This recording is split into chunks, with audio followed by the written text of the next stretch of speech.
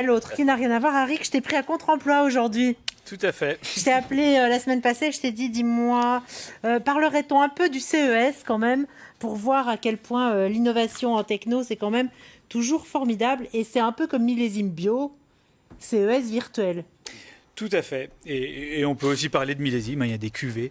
Et je dois dire que la cuvée de cette année, je suis pas méga emballé. Alors, est-ce que c'est parce que c'était en virtuel C'est surtout parce que tu es resté à la maison plutôt que d'aller à Las Vegas. Non. Quand même. Non, voilà, vraiment, j'étais très très mitigé. Je pense déjà parce que on parle d'un marché qui est globalement mature. Télé, téléphone, bon voilà, il y a quelques innovations. On est passé du Full HD à la 4K et maintenant à la 8K. Bon, tout le monde a quand même son Full HD à la maison, donc on va pas changer de sitôt. Donc c'est vrai que c'est pas extrêmement excitant, mais j'ai quand même trouvé quelques pépites. Dire, tu vas nous trouver quelques pépites, voilà. Sinon j'ai quand même trouvé quelques pépites, dont des pépites belges. Par contre, il y avait quand même un petit coup de gueule pour commencer la chronique, qui était pour faire un écho à la chronique de Cindy, je crois. Oui, Cindy. Tout à fait. C'était sur le côté écologique, parce que faut quand même savoir que notre gadgetophilie nous fait polluer énormément, il n'y a que des métaux précieux dans ces petits appareils, et qu'on les recycle très très mal. Et voilà. Et je trouve que globalement, à part Samsung qui timidement a fait des boîtes qui se transforment en table, bon, voilà, soit. Une télécommande solaire qui reprend le principe de ma vieille calculatrice d'il y a 50 ans. Voilà, je suis pas bluffé. Alors c'est peut-être Samsung toujours va lancer un logiciel pour recycler ses téléphones, pour en faire par exemple des babyphones ou des caméras de surveillance. Ce que je trouve pas mal. Mais globalement, je trouve que les grands acteurs. On parlait de Nespresso qui est en effet plutôt engagé dans le recyclage et ça depuis longtemps. Les grands acteurs de l'électronique, il y a quand même, on en a quand même rien à foutre pour en parler, pour parler poliment. Alors, dans ce que j'ai vu, il y a premièrement un robot. Petit avant-goût du futur, je ne sais pas si on va le voir à l'écran. Oui, on le voit. Derrière nous. On voit toutes les images en temps et en heure. Super. Donc un petit robot qui va venir vous parler et donc leur démo est assez marrante. C'est le petit robot qui s'approche de quelqu'un qui travaille et dit ton prochain rendez-vous est à voilà. Bon, c'est un petit avant-goût du futur. C'est mignon, c'est sympa, mais ça m'a pas fait rêver fondamentalement non plus. Parce que toi, tu as des enfants petits qui viennent te dire ça. C'est peut-être ça, oui. Alors, j'ai beaucoup aimé le bateau qui se gare tout seul. Bah oui, c'est vrai, les voitures se garent tout seules. Pourquoi pas les bateaux? Bon, j'ai pas de bateau et j'habite à Bruxelles, donc ça me sert pas à grand-chose. T'en as pas besoin tout de suite. Mais je me rappelle que quand je vivais à Genève, ça aurait été quelque chose d'assez intéressant parce que le nombre de fois où j'ai vu des gens cogner leur bateau en le garant, ça aurait pu être pas mal. Alors, un créneau de bateau, quoi. Voilà, créneau de bateau, comme on voit à l'écran. Exactement. On en a tous les jours besoin de ce genre de choses. Fais pas ton malin, ça dépend où t'habites. Quand t'es monégasque, c'est autre chose. C'est ça, ouais. Avec la montée des eaux, on va peut-être bientôt tous circuler à bateau. Il faut faire attention. Exactement. Oui, surtout T'as très mauvais esprit. Soit. Alors, moi, j'ai beaucoup aimé les Smart Glass. Vous vous rappelez, Google, il y a peut-être 5 ou 10 ans, avait lancé les Google Glass qui étaient immétables. Alors là, c'est Bosch qui les a lancés. Donc, Bosch, qui font les perceuses, tout un tas de trucs, sont lancés dans les Smart Glass. Et je les ai trouvés vraiment bien foutus. Donc, on voit à l'écran qu'elles sont assez pratiques et assez jolies. Tout à fait discret. À vue d'œil, on ne peut pas voir que c'est des Smart Glass. Et donc, on peut afficher tout un tas de trucs sur ces lunettes. Ça, y compris sur les gens avec qui on discute, qui ne s'en rendent pas compte? Ça peut être pas mal aussi. Ouais, quoi. Parce que pour des gens comme moi qui ne se rappellent jamais des prénoms des gens, ça peut être génial de dire. Tu veux qu'on fasse une team? Il y a ton machin qui. Georges, une team? Voilà, c'est ça. Merci ma femme qui est obligée de me briefer à chaque fois qu'on sort. Dire bon, alors aujourd'hui on va rencontrer un tel, tu l'as déjà vu là-bas. Heureusement qu'elle est là. Elle peut faire la même chose pour moi, ça. Harry, est-ce que ces lunettes permettent de voir les gens tout nus ou pas? Non, ça c'est que dans tes fantasmes. Ça c'est quand t'as bu. Je détesterais ça, moi, voir tout le monde tout nu. Alors. On va reparler écologie. Alors là, ça a été, je pense, mon coup de cœur. Mon coup de cœur du CES. C'est Lasso qui fait ça. Alors, je ne connaissais pas cette marque. Et en fait, ils ont fait une machine à recycler à la maison. Donc l'idée, c'est qu'aujourd'hui, on prend ces capsules, on les envoie par la poste à quelqu'un qui va dans une usine, on trie, ainsi de suite. Ouais. Et si l'usine, elle était dans ta maison, et donc tu as cet appareil dans laquelle tu vas mettre la chose que tu veux recycler. Le système va le scanner pour dire ok, c'est de l'alu, c'est du verre, et ainsi de suite, et va le nettoyer, et ensuite va le grinder, le moudre tout petit pour que ça sorte en petite pellicule. Et derrière, ils ont tout un système de recyclage qui recycle au final les matières premières directement issues. Et donc ça, j'ai trouvé ça assez génial. Tu gagnes beaucoup d'énergie en termes de déplacement des produits entiers. qui sont trop grands, trop lourds, trop imposants.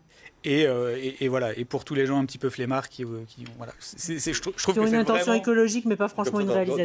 Dans les petits appartements, on va se retrouver avec 43 sacs poubelles. Ouais. On avait déjà 4, maintenant 5, alors là, on va rajouter, comme ça, on en aura un peu partout. Mais ça sert à quoi en fait, une fois que c'est transformé en petit. C'est-à-dire que c'est tellement fin. Enfin, imagine ta bouteille, même quand tu la compactes, elle est comme ça.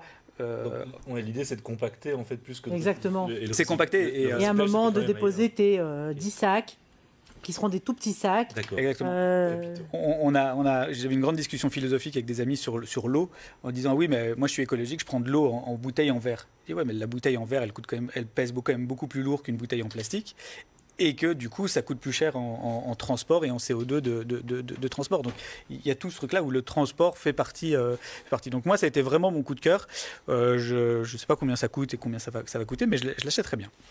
Alors, en termes de mobile, parce que j'ai été quand même mauvaise langue sur le fait que le marché est mature, ainsi de suite. Mauvaise langue, t'es un peu réaliste quand même. C'est ça.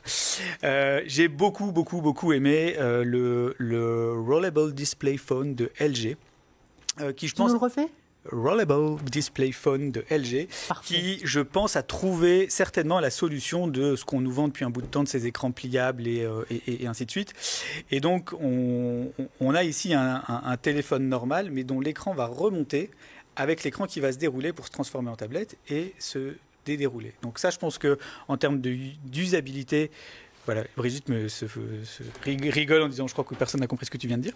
Si, ça avait l'air assez explicite. Il y a la photo, donc on voit le truc qui s'ouvre et se déroule. Et je pense que c'est la bonne manière d'approche, parce que les histoires de clapet comme ça, c'est pas génial. Enfin voilà, il y a tout un tas de concepts qui ont été lancés, et ça, je trouve que c'est en termes d'utilisateur, tu te dis ok, ça c'est vraiment utilisable, c'est vraiment utilisable. Et ce que j'aime bien là-dedans, c'est le côté.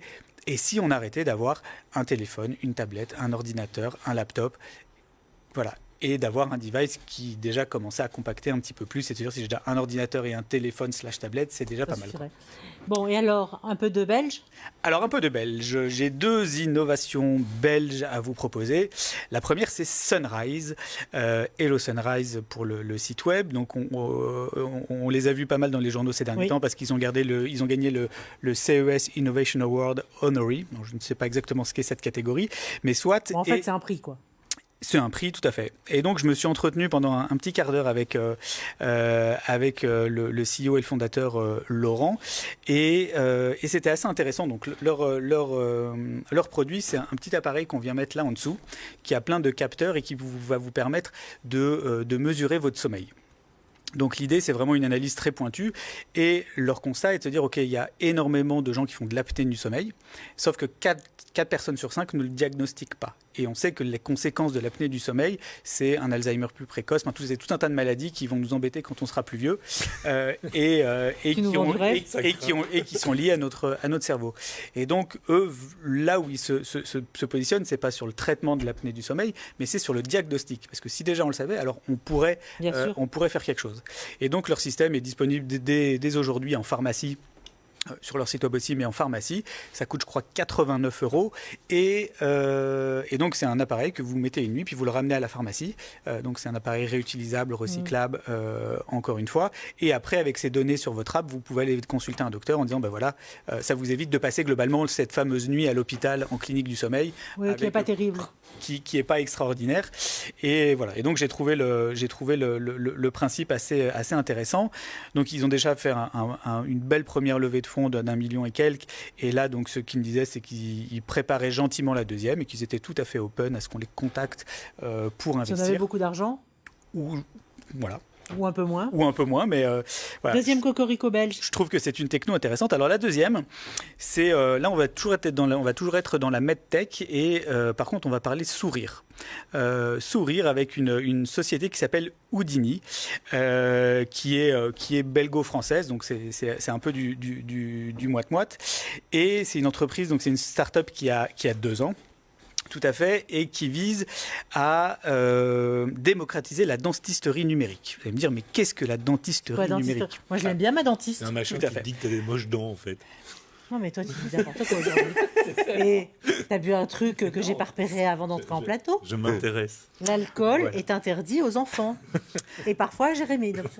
Alors, clairement, tous les dentistes vous diront qu'aujourd'hui, la dentisterie a énormément évolué, que c'est un métier de plus en plus spécialisé où chaque équipement coûte les yeux de la tête. Et donc, c'est le cas de la dentisterie numérique où aujourd'hui, c'est plusieurs dizaines de milliers d'euros pour aller s'équiper des logiciels pour vous faire les scans en 3D et derrière. Donc, je ne sais pas si vous avez déjà vécu, on vous met cette pâte là dans la bouche, ça prend vos empreintes, c'est très bon.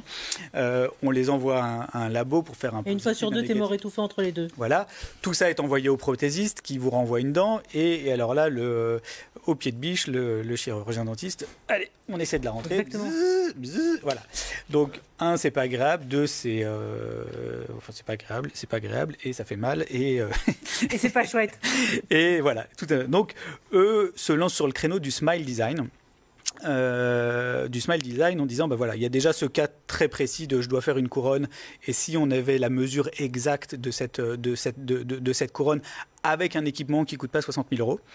Et donc globalement leur innovation, c'est de l'intelligence artificielle qui se base sur votre smartphone. Donc le dentiste prend son smartphone, il va scanner en 3D votre bouche pour pouvoir vraiment mesurer exactement comment mettre l'implant et ainsi de suite. Et donc le logiciel va directement pouvoir montrer aussi au patient voilà à quoi va ressembler votre bouche derrière. Et donc, en interviewant aussi... Et suite à ça, il y en a qui changent de dentiste. Voilà. En interviewant aussi Hugo, donc, qui est un des fondateurs, il me disait, oui, c'est vrai qu'aujourd'hui, c'est un marché de plus en plus en vogue de se dire, on se refait le nez, on se refait d'autres parties du corps, et les dents... On n'a pas compris ce que tu voulais dire, on se refait le nez. Alors, tu sais quoi? Quand on non-verbal parle à ce point, passe à autre chose. Tout à fait. Donc...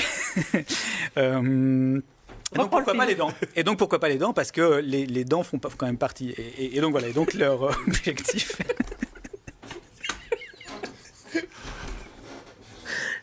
Donc les dents. Les dents font partie de, tu disais. Voilà. Alors, comment reprendre le cours de ma chronique?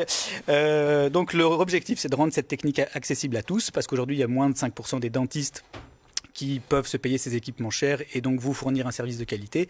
Et eux se proposent justement de pouvoir l'offrir à l'ensemble des dentistes parce que c'est une application iPhone avec de l'intelligence artificielle derrière. Et donc on va pouvoir, quand on se refait faire une dent ou toutes les dents parce qu'on doit le faire, globalement. Voilà, et on va pouvoir commencer à se les faire, à avoir vraiment un vrai rendu et à pouvoir acheter en virtuel, acheter ce qu'on va avoir derrière plutôt que de constater à la fin ce que le dentiste nous a fait.